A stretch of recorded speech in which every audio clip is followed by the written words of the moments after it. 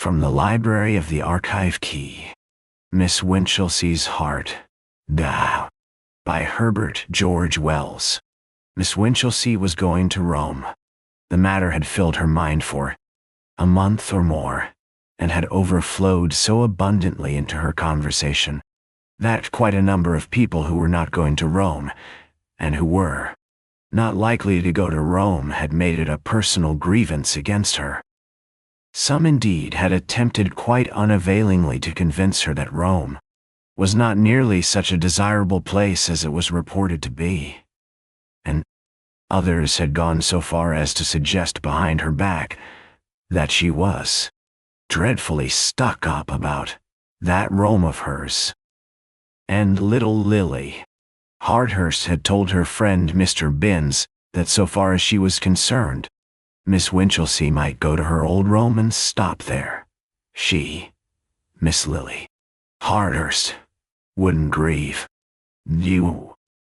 And the way in which Miss Winchelsea put herself upon terms of personal tenderness with Horace and Benvenuto, Cellini and Raphael and Shelley and Keats, if she had been Shelley's widow, she could not have professed a keener interest in his grave, was a matter of universal astonishment. Her dress was a triumph of tactful discretion. Sensible, but not too touristy. Miss Winchelsea had a great dread of being touristy, and her baedeker was carried in a cover of gray to hide its glaring red. She made a prim and pleasant little figure on the Charing Cross platform, in spite of her swelling pride, when at last the great day dawned, and she could start for Rome. The day was bright, the Channel passage would be pleasant, and all omens promised well. There was the gayest sense of adventure in this unprecedented departure. She was going with two friends who had been fellow students with her at the training college, nice honest girls both, though not so good at history and literature as Miss Winchelsea. They both looked up to her immensely, though physically they had to look down, and she anticipated some pleasant times to be spent in stirring them up to her own pitch of aesthetic and historical enthusiasm. They had secured seats already, and welcomed her effusively at the carriage door. In the instant criticism of the encounter, she noted that Fanny had a slightly touristy leather strap, and that Helen had succumbed to a serge jacket with side pockets into which her hands were thrust. But they were much too happy with themselves and the expedition for their friend to attempt any hint at the moment about these things. As soon as the first ecstasies were over, Fanny's enthusiasm was a little noisy and crude, and consisted mainly in emphatic repetitions of "just fancy. We're going to Rome, my dear. Rome." They gave their attention to their fellow travelers. Helen was anxious to secure a compartment to themselves, and in order to discourage intruders, got out and planted herself firmly on the step. Miss Winchelsea peeped out over her shoulder and made sly little remarks about the accumulating people on the platform, at which Fanny laughed gleefully. They were traveling with one of Mr. Thomas Gunn's parties, 14 days in Rome for £14. They did not belong to the personally conducted party. Of course, Miss Winchelsea had seen to that, but they traveled with it because of the convenience of that arrangement. The people were the oddest mixture, and wonderfully amusing. There was a vociferous red-faced polyglot personal conductor in a pepper and salt suit, very long in the arms and legs and very active. He shouted proclamations. When he wanted to speak to people, he stretched out an arm and held them until his purpose was accomplished. One hand was full of papers, tickets, counterfoils of tourists. The people of the personally Conducted party were, it seemed, of two sorts: people the conductor wanted and could not find, and people he did not want and who followed him in a steadily growing tail up and down the platform. These people seemed indeed to think that their one chance of reaching Rome lay in keeping close to him. 3 little old ladies were particularly energetic in his pursuit, and at last maddened him to the pitch of oil, clapping them into a carriage and daring them to emerge again. For the rest of the time, 1, 2, or 3 of their heads protruded from the far window, wailing inquiries about a little wicker-work box. Whenever he drew near, there was a very stout man with a very stout wife in shiny black. There was a little old man like an aged hostler. "What can such people want in Rome?" asked Miss Winchelsea.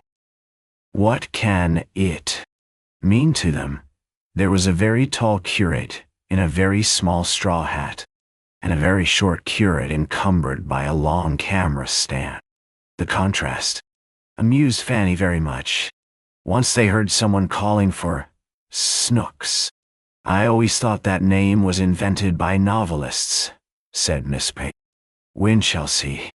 "Fancy, Snooks. I wonder which is Mr. Snooks." Finally, they picked out a very stout and resolute little man in a large check suit. "If he isn't Snooks, he ought to be," said Miss Winchelsea. Presently, the conductor discovered Helen's attempt at a corner in carriages. "Des, I'm now room for 5, he bawled with a parallel translation on his fingers. A party of 4 together, mother, father, and 2 daughters blundered in, all greatly excited. "It's all right, Ma. You let me," said one of the daughters, hitting her mother's bonnet with a handbag she struggled to put in the rack. Miss Winchelsea detested people who banged about and called their mother Ma. A young man, traveling alone, followed. He was not at all touristy in his costume, Miss Winchelsea observed. His Gladstone bag was of good pleasant leather, with labels reminiscent of Luxembourg and Ostend, and his boots, though brown, were not vulgar. He carried an overcoat on his arm.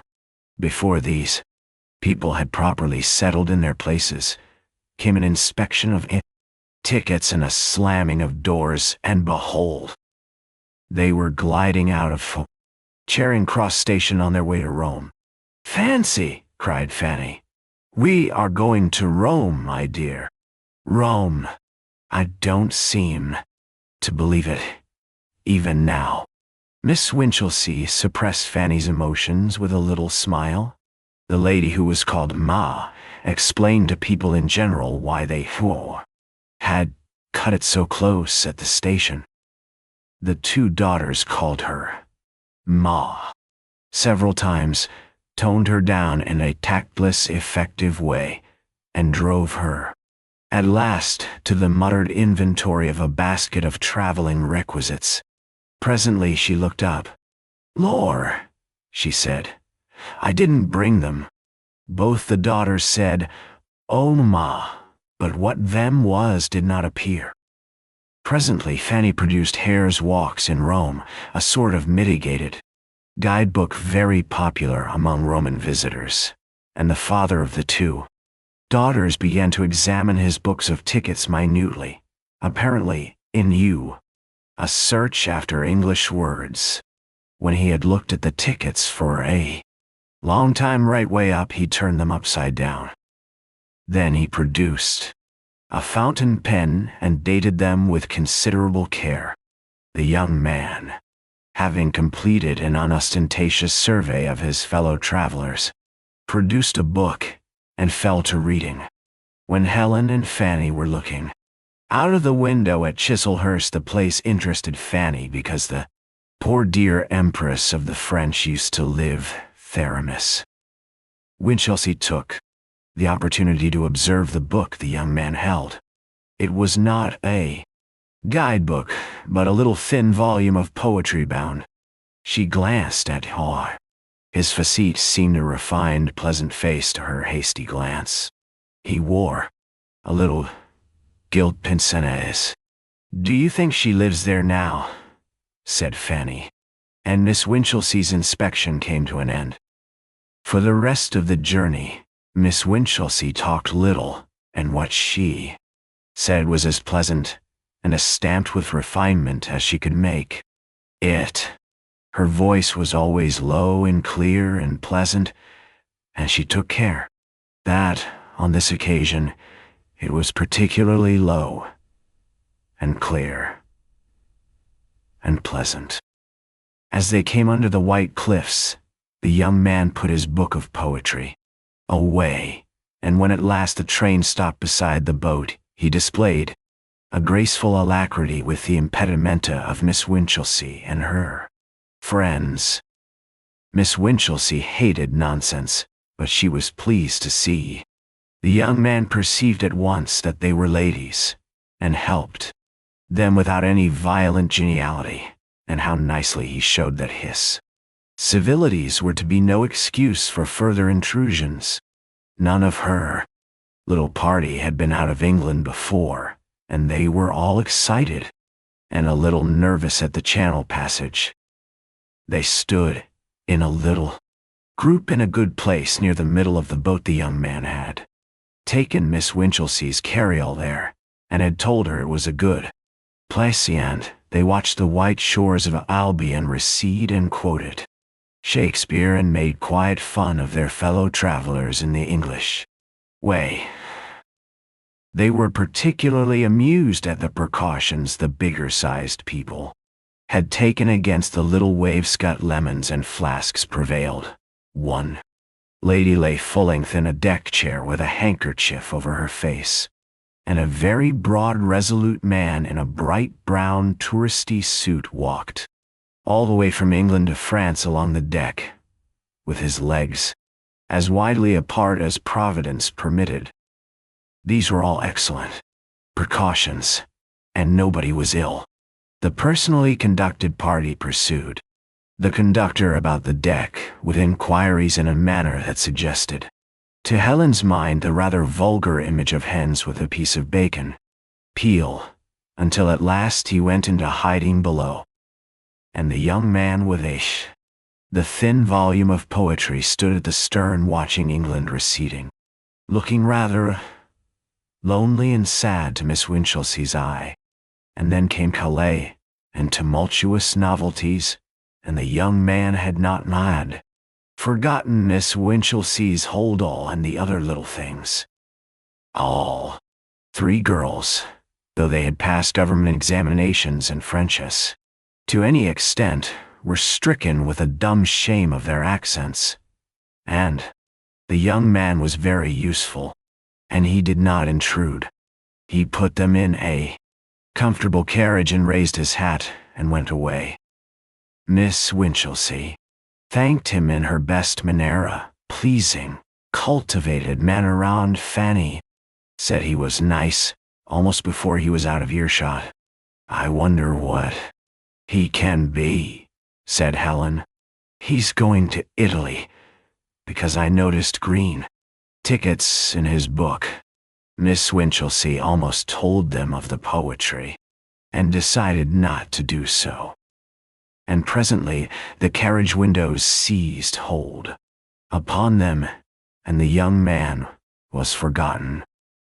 It made them feel that they were doing an educated sort of thing to travel through a country whose commonest advertisements were in idiomatic French, and Miss Winchelsea made unpatriotic comparisons because there were weedy little signboard advertisements by the railside, instead of the broad hoardings that had defaced the landscape in our land. But the north of France is really uninteresting country, and after a time Fanny reverted to Hare's walks, and Helen initiated lunch. Miss Winchelsea awoke out of a happy reverie She had been trying to realize, she said, that she was actually going to Rome.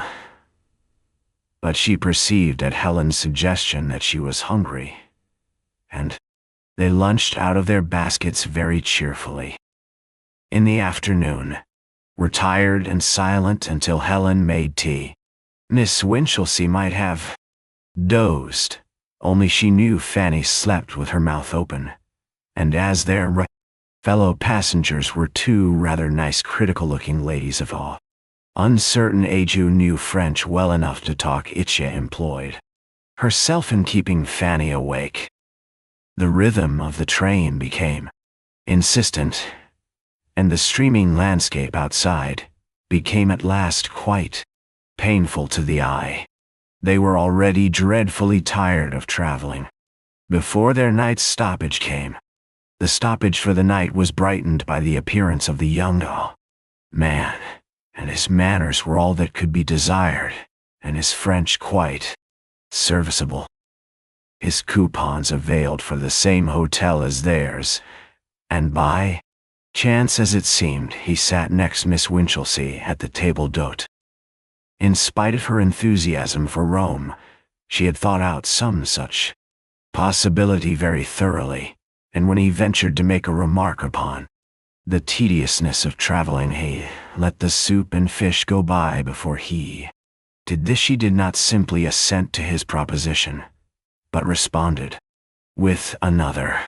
They were soon comparing their journeys, and Helen and Fanny were cruelly overlooked in the conversation. It was to be the same journey, they found. One day for the galleries at Florence. From what I hear, said the young man, it is barely enough, and the rest at Rome. He talked of Rome very pleasantly. He was evidently quite well read, and he quoted Horace about Soracte. Miss Winchelsea had done that book of Horace for her matriculation, and was delighted to cap his quotation. It gave a sort of tone to things, this incident a touch of refinement to mere chatting. Fanny expressed a few emotions, and Helen interpolated a few sensible remarks, but the bulk of the talk on the girl's side naturally fell to Miss Winchelsea. Before they reached Rome, this young man was tacitly of their party. They did not know his name nor what he was, but it seemed he taught, and Miss Winchelsea had a shrewd idea he was an extension lecturer. At any rate, he was something of that sort, something gentlemanly and refined without being opulent and impossible. She tried once or twice to ascertain whether he came from Oxford or Cambridge, but he missed her timid importunities. She tried to get him to make remarks about those places, to see if he would say, "Come up to them," instead of "Go down." She knew that was how you told a varsity man. He used the word varsity, no, university, in quite the proper way. They saw as much of Mr. Ruskin's Florence as the brief time permitted.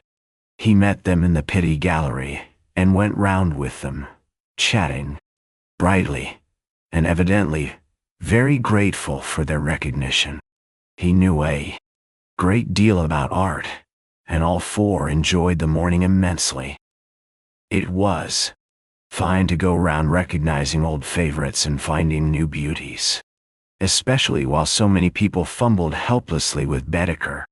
Nor was he a bit of a prig, Miss Winchelsea said, and indeed she detested prigs. He had a distinct undertone of humor, and was funny, for example, without being vulgar, at the expense of the quaint work of Rourke, Beato Angelico. He had a grave seriousness beneath it all, and was quick to seize the moral lessons of the pictures. Fanny went softly among these masterpieces. She admitted she knew so little about them. She confessed that to her they were all beautiful. Fanny's beautiful, Inclined to be a little monotonous, Miss Winchelsea thought. She had been quite glad when the last sunny Alp had vanished, because of the staccato of Fanny's admiration. Helen said little, but Miss Winchelsea had found her a little wanting on the aesthetic side in the old days, was not surprised. Sometimes she laughed at the young man's hesitating, delicate little jests, and sometimes she didn't, and sometimes she seemed quite lost to the art about them in the contemplation of the dresses of the dresses. The other visitors. At Rome, the young man was with them intermittently. A rather touristy friend of his took him away at times. He complained comically to Miss Winchelsea that, "I have only 2 short weeks in Rome," he said, "and my friend Leonard wants to spend a whole day at Tivoli, looking at a waterfall." "What is your friend Leonard?" asked Miss Winchelsea abruptly. "He's the most enthusiastic pedestrian I ever met," the young man replied amusingly, but a little unsatisfactorily. Miss Winchelsea thought they had some glorious times, and Fanny could not think what they would have done without him. Miss Winchelsea's interest and Fanny's enormous capacity for admiration were insatiable. They never flagged through pictures and sculpture galleries, immense crowded churches, ruins and museums, Judas trees and prickly pears, wine carts and palaces. They admired their way unflinchingly. They never saw a stone pine or a eucalyptus, but they named and admired it. They never glimpsed Soracte, but they exclaimed. Their common ways were made wonderful by imaginative play. Here Caesar may have walked, they would say. Raphael may have seen Soracte from this very point. They happened on the tomb of Bibulus. "Old Bibulus," said the young man. "The oldest monument of Republican Rome," said Miss Winchelsea. "I'm dreadfully stupid," said Fanny. "But who was Bibulus?" There was a curious little pause. "Wasn't he the person who built the wall?" said Helen. The young man glanced quickly at her and laughed. "That was Balbus," said. Helen reddened, but neither he nor Miss Winchelsea threw any light upon Fanny's ignorance about Bibulus. Helen was more taciturn than the other 3, but then she was always frank. Taciturn, and usually she took care of the tram tickets and things like that, or kept her eye on them if the young man took them, and told him where they were when he wanted them. Glorious times they had, these sabbat young people, in that pale brown cleanly city of memories that was once the world. Their only sorrow was the shortness of the time. They said, indeed, that the electric trams, and the 70 buildings, and that criminal advertisement that glares upon the Forum outraged their aesthetic feelings unspeakably, but that was only part of the fun. And indeed, Rome is such a wonderful place that it made Miss Winchelsea forget someone of her most carefully prepared enthusiasms at times, and Helen, taken unawares, would suddenly admit the beauty of unexpected things. Yet, Fanny and Helen would have liked a shop window or so in the English Quarter if Miss Winchelsea's uncompromising hostility to all other English visitors had not rendered that district impossible. The intellectual and aesthetic fellowship of Miss Winchelsea and thou scholarly young man passed insensibly towards a deeper feeling. The exuberant Fanny did her best to keep pace with their recondite admiration by playing her beautiful with vigor and saying, "Oh, let's go," with enormous appetite whenever a new place of interest was mentioned. But Helen developed a certain want of sympathy towards the And that disappointed Miss Winchelsea a little.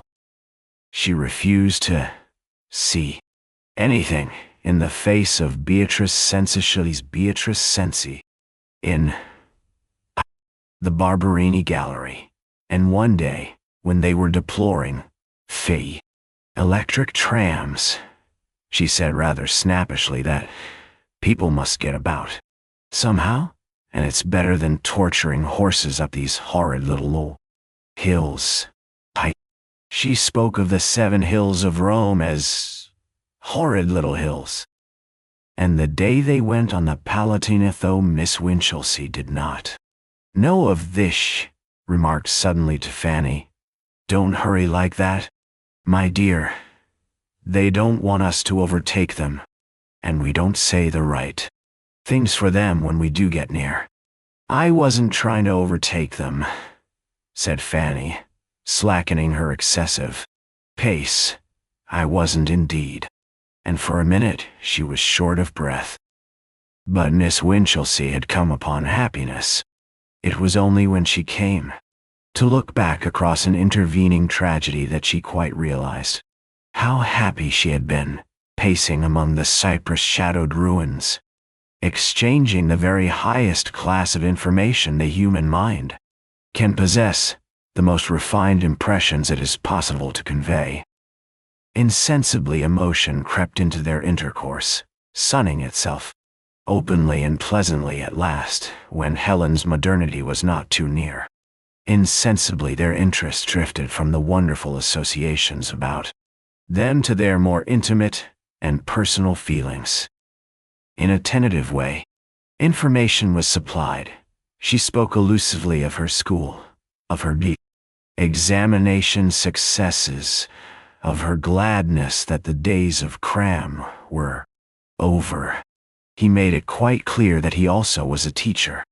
They spoke of the greatness of their calling, of the necessity of sympathy to face its irksome details, of a certain loneliness they sometimes felt. That was in the Colosseum, and it was as far as they got that day, because Helen returned with Fanny. She had taken her into the upper galleries. Yet the private dreams of Miss Winchelsea, already vivid and concrete enough, became now realistic in the highest degree. She figured that pleasant young man, lecturing in the most edifying way his students, herself modestly prominent as his intellectual mate, helper. She figured a refined little home, with 2 bureaus, with white shelves of high-class books, and autotypes of the pictures of Rossetti and Berniones, with Morris's wallpapers and flowers in pots of beaten copper. Indeed, she figured many things. On the Pincio the two had a few precious moments together, while Helen marched Fanny off to see the Muro Toro, and he spoke at once plainly. He said he hoped their friendship was only beginning, that he already found her company very precious to him, that indeed it was more than that. He became nervous, thrusting at his glasses with trembling fingers as though he fancied his emotions made them unstable. "I should, of course," he said, "tell you things about myself. I know it is rather unusual my speaking to you like this. Only our meeting has been so accidental or providential, and I am snatching at things. I came to Rome expecting a lonely tour, and I have been so very happy, so very happy. Quite recently I found myself in a position I have dared to think." And he glanced over his shoulder and stopped. He said "damn" quite distinctly, and she did not condemn him for that manly lapse into profanity. She looked and saw his friend Leonard advancing. He drew nearer. He raised his hat to Miss Winchelsea, and his smile was almost a grin. "I've been looking for you everywhere, Snooks," he said. "You promised to be on the piazza steps half an hour ago." "Ah." Snooks. The name struck Miss Winchelsea like a blow in the face. She did not hear his reply.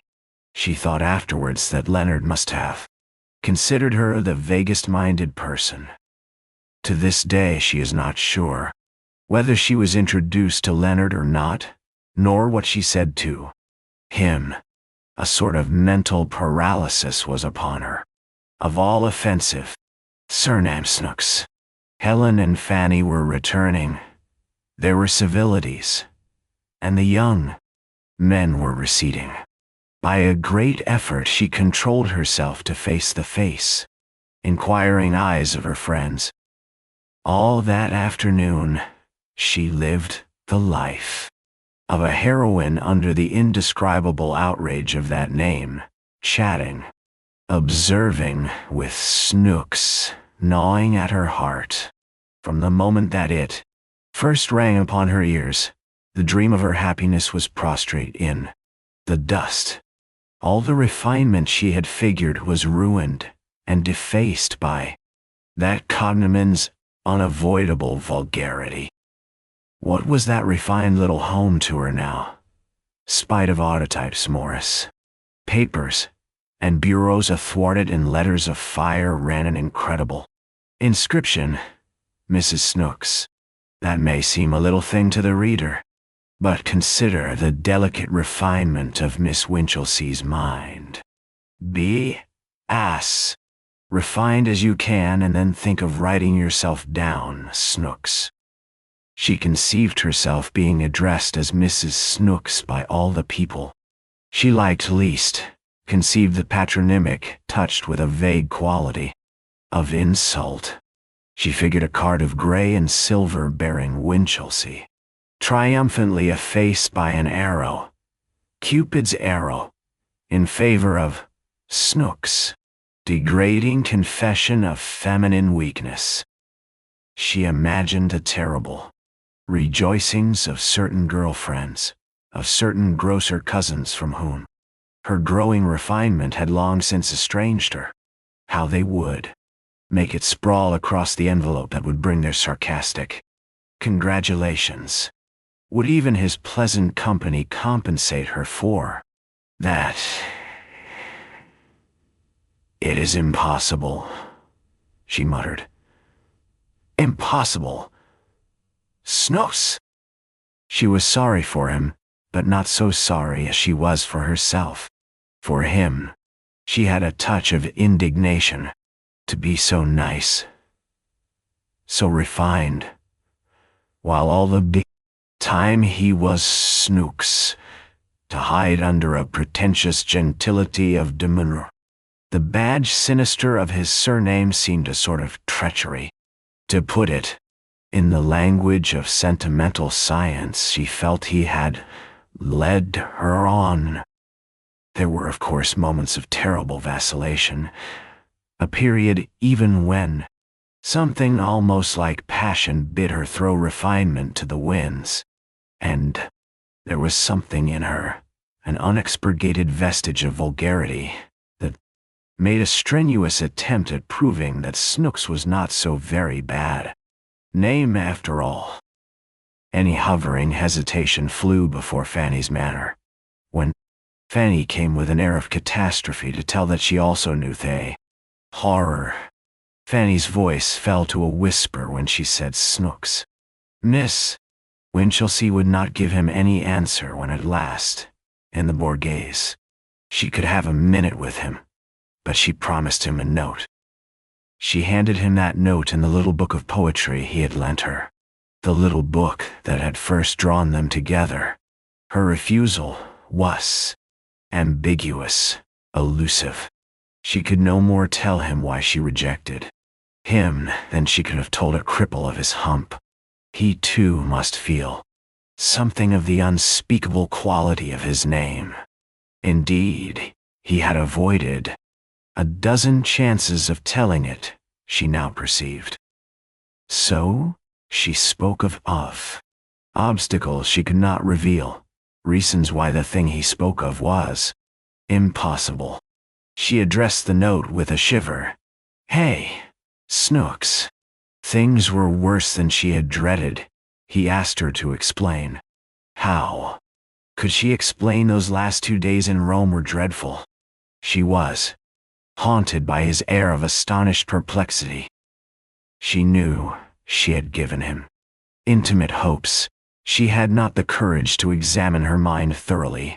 For the extent of her encouragement, she knew he must think her the most changeable of beings. Now that she was in full retreat, she would not even perceive his hints of a possible correspondence. But in that matter, he did a thing that seemed to her at once delicate and romantic. He made a go-between of Fanny. Fanny could not keep the secret, and came and told her that night under a transparent pretext of needed advice. Mr. Snooks, said Fanny, wants to write to me. Fancy. I had no idea. But should I let him? They talked it over long and earnestly, and Miss Winchelsea was careful to keep the veil over her heart. She was already repenting his disregarded hints. Why should she not hear of him? Sometimes painful though his name must be to her, Miss Winchelsea decided it might be permitted, and Fanny kissed her good-night with unusual emotion.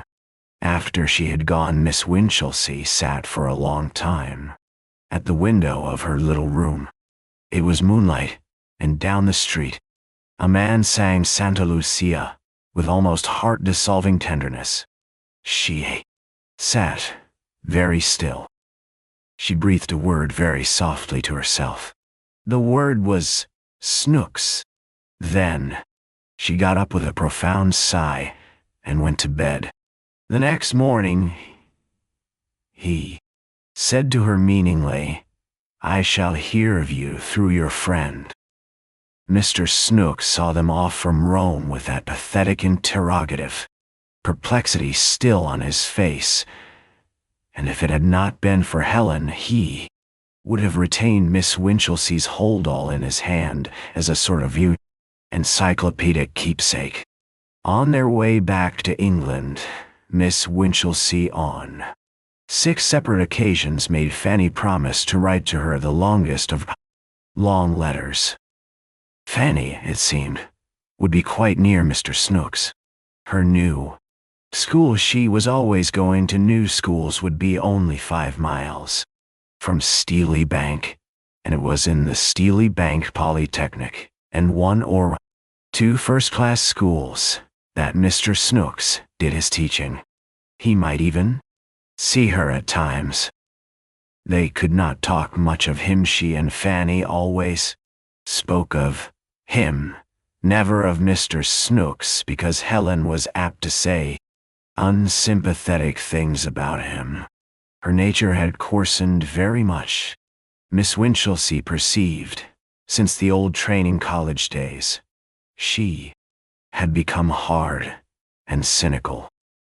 She thought he had a weak face, mistaking refinement for weakness, as people of her stamp are apt to do. And when she heard his name was Snooks, she said she had expected something of the sort. Miss Winchelsea was careful to spare her own feelings after that, but Fanny was less circumspect.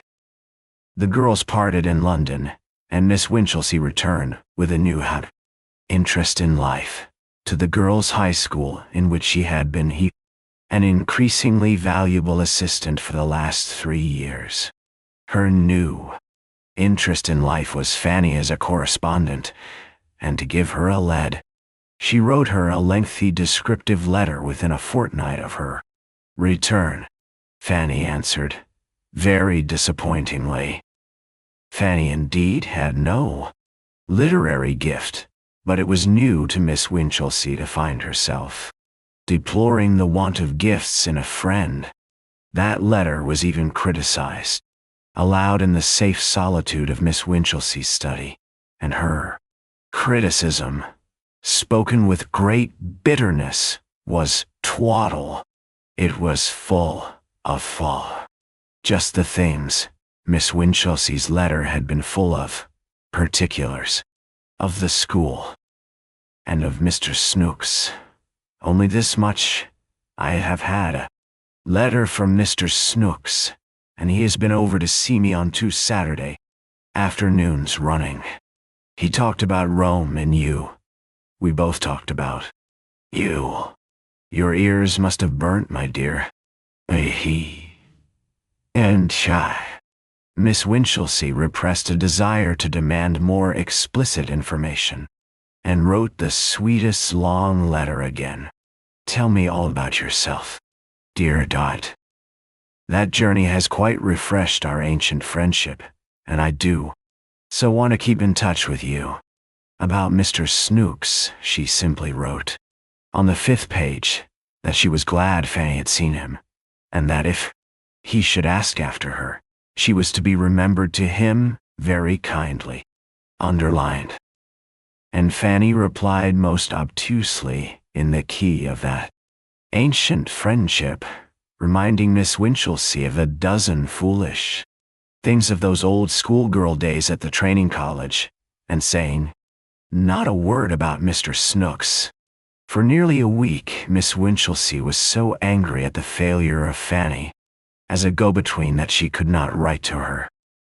And then she wrote less effusively, and in her letter she asked point-blank, "Have you seen Mr. Snooks?" Fanny's letter was unexpectedly satisfactory. "I have seen Mr. Snooks," she wrote, and having once named him, she kept on about him. It was all Snooks this, and Snooks that. He was to give a public lecture, said Fanny, among other things. Yet, Miss Winchelsea, after the first glow of gratification, still found this letter a little unsatisfactory. Fanny did not report Mr. Snooks as saying anything about Miss Winchelsea, nor as looking a little white and worn as he ought to have been doing. And behold, before she had replied, came a second letter from Fanny on the same theme. Quite a gushing letter, and covering 6 sheets with her loose feminine hand. And about this second letter was a rather odd little thing that Miss Winchelsea only noticed as she reread it the 3rd time. Fanny's natural femininity had prevailed, even against the round and clear traditions of the training college. She was one of those secretaries, born to make all her M's and N's and U's and R's and E's alike, and to leave her O's and A's open and her I's undotted. So that it was only after an elaborate comparison of word with word that Miss Winchelsea felt assured Mr. Snooks was not really Mr. Snooks at all. In Fanny's first letter of gush, he was Mr. Snooks. In her second, the spelling was changed to Mr. Snooks. Miss Winchelsea's hand positively trembled as she turned the sheet over. It meant so much to her, for it had already begun to seem to her that even the name of Mrs. Snooks might be avoided at too great a price, and suddenly this possibility. She turned over the 6 sheets, all dappled with that critical name, and everywhere the first letter had the form of an E. For a time, she walked the room, hand pressed upon her heart. She spent a whole day pondering this change, weighing a letter of inquiry that should be at once discreet and effectual, weighing to what action she should take after the answer came.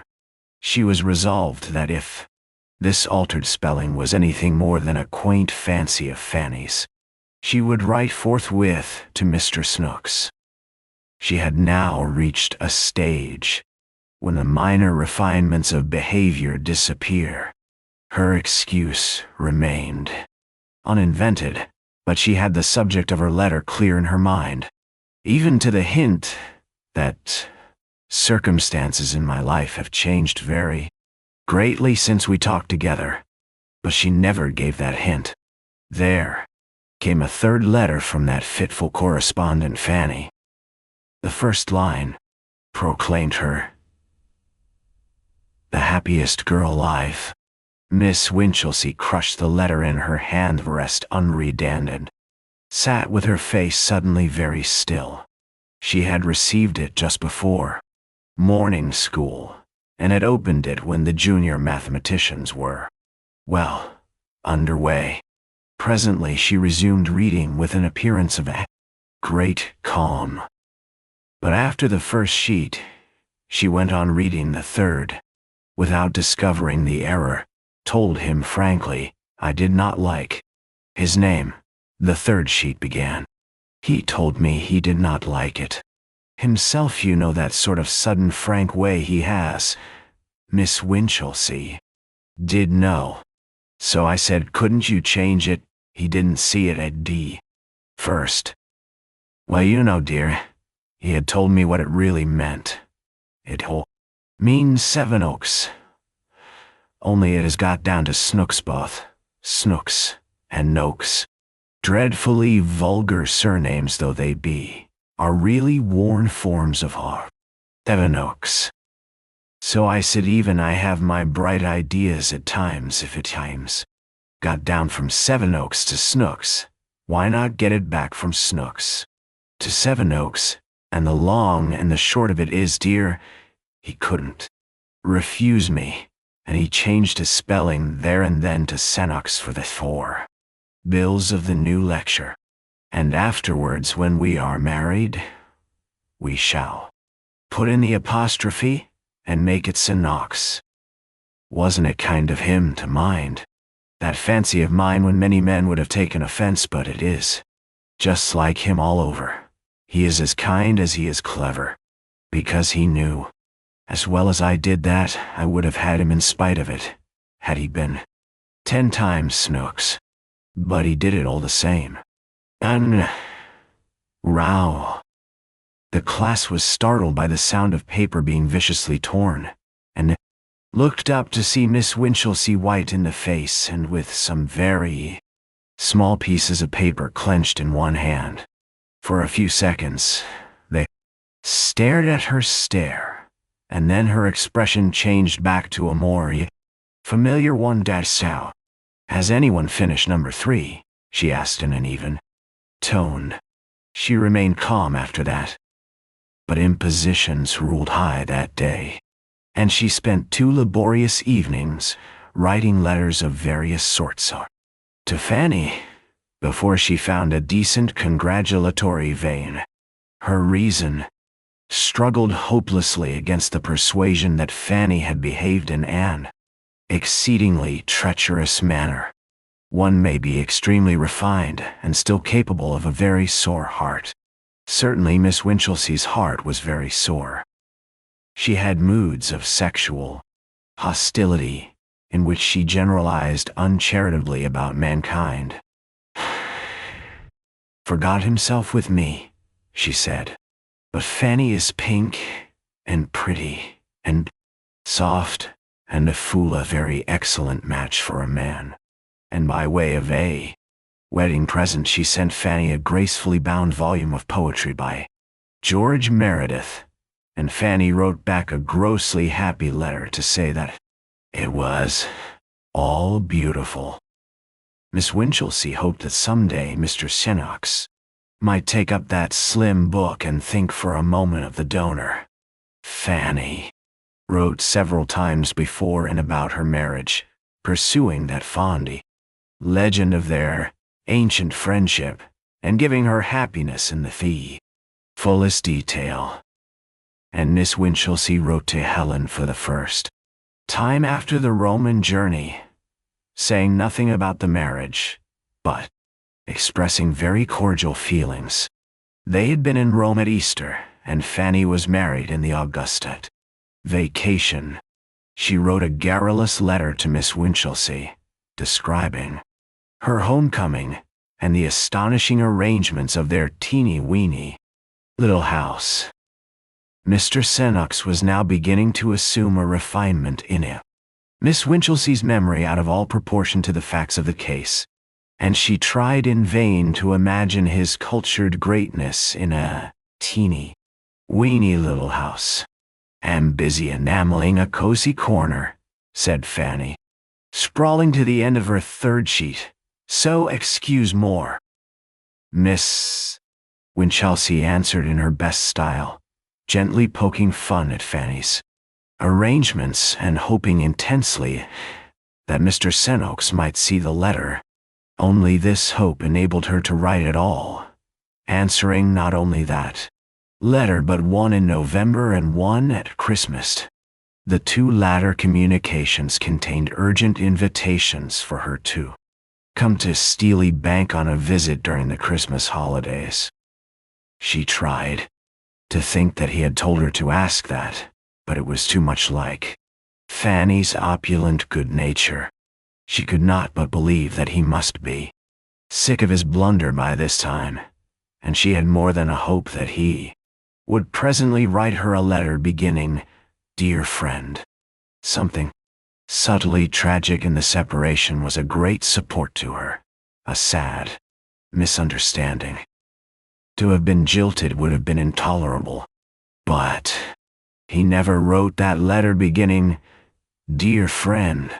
For 2 years, Miss Winchelsea could not go to see her friends. In spite of the reiterated invitations of Mrs. Sevenoaks, it became full Sevenoaks in the second year. Then one day near the Easter rest she felt lonely and without a soul to understand her in the world, and her mind ran once more on what is called platonic friendship. Fanny was clearly happy and busy in her new sphere of domesticity, but no doubt he had his lonely hours. Did he ever think of those days in Rome gone now beyond? Recalling no one had understood her as he had done, no one in all the world. It would be a sort of melancholy pleasure to talk to him again. And what harm could it do? Why should she deny herself that night? She wrote a sonnet, all but the last 2 lines of the octave which would easily not come, and the next day she composed a graceful little note to tell Fanny she was coming down, and so she saw him again. Even at the first encounter, it was evident he had changed. He seemed stouter and less nervous, and it speedily appeared that his conversation had already lost much of its old delicacy. There even seemed a justification for Helen's description of weakness in his facine. Certain lights it was weak. He seemed busy and preoccupied about his affairs, and almost under the impression that Miss Winchelsea had come for the sake of Fanny. He discussed his dinner with Fanny in an intelligent way. They only had one good long talk together, and that came to nothing. He did not refer to Rome, and spent some time abusing a man who had stolen an idea he had had for a textbook. It did not seem a very wonderful idea to Miss Winchelsea. She discovered he had forgotten the names of more than half the painters whose work they had rejoiced over in Florence. It was a sadly disappointing week, and Miss Winchelsea was glad when it came to an end. Under various excuses, she avoided visiting them again.